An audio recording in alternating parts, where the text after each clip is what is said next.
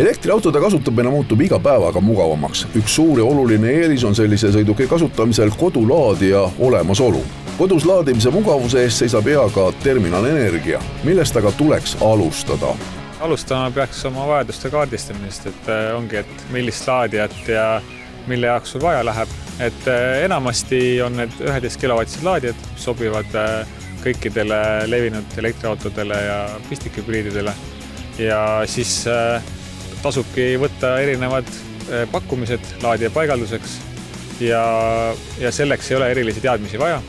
Et piisab, kui näiteks meie puhul me küsime kendilt pildi kilbist ja laadija paigalduse asukohast ja et kui kaugel see kilp on ja mitu seina jääb tee peale, siis selle pealt me saame juba hakata menetlema seda pakkumist. Kui klient juba otsustanud on teiega käed lüüa, siis kui kaua see protsess edasi võtab, sest kindlasti ta ikkagi ootab, et ükskord ka see paigaldatud saab? No ütleme, kui on selline standardlahendus, lihtne lahendus, 1-2 nädalat läheb aega päringust laadija paigalduseni. Et erilahenduse puhul oleneb sellest, et kui kiiresti saab see objekt kaaristatud ja nii-öelda pakkumised kinnitatud. Terminal Energia laadijad on sellised, mis sobivad vähemalt hetkel teadaolevatele kõigile automarkidele.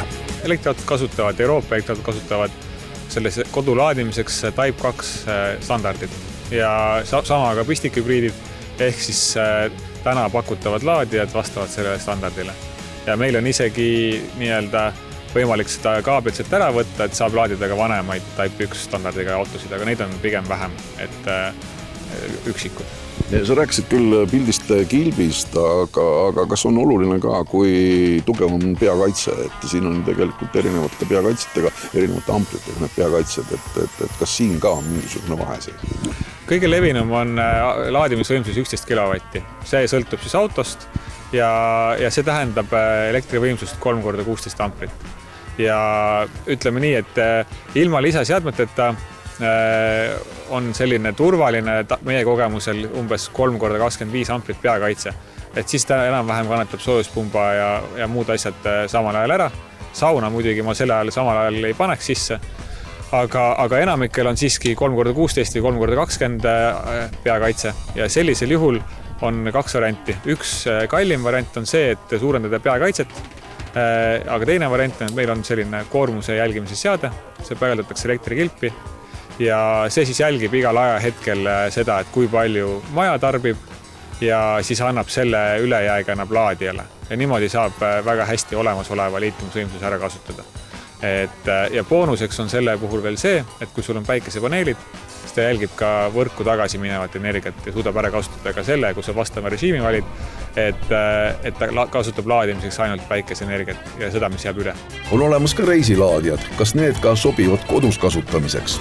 Laadija valikul ongi seda nagu oluline silmas pidada, et paljud mõtlevad, et ma kasutan seda lihtsalt reisilaadijat, aga seal on 2 erinevad nüansid, nagu, et see reisilaadija nimi ütleb ka, et see on reisilaadija, mitte nii-öelda pidavaks kasutamiseks mõeldud laadija. Et esiteks ei ole nii ilmastikukindel, teiseks tihtipeale kasutatakse selle jaoks tavalist pistikut ja enamasti ei ole need tavaliste pistikute nii-öelda taristu, mis sellele eelneb, projekteeritud selleks, et seal pidevalt maksimumvõimsusega laetakse. Ehk see jätkab endast ka nii-öelda suuremat ohtu.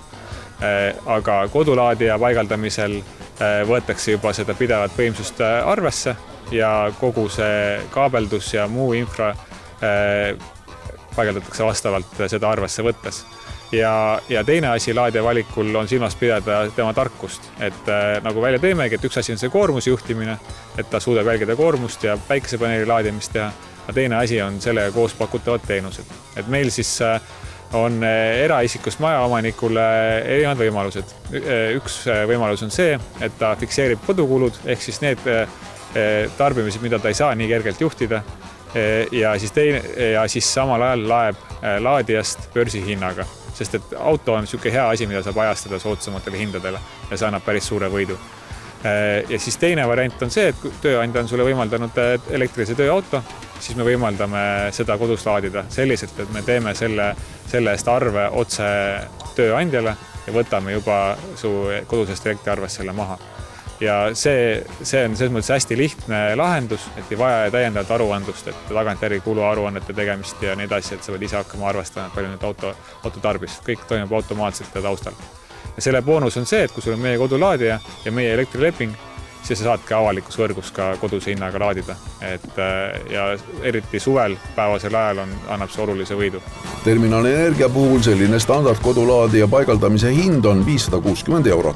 Targal kasutamisel vastava paketiga on aga rahaline võit pikemas perspektiivis oluliselt suurem.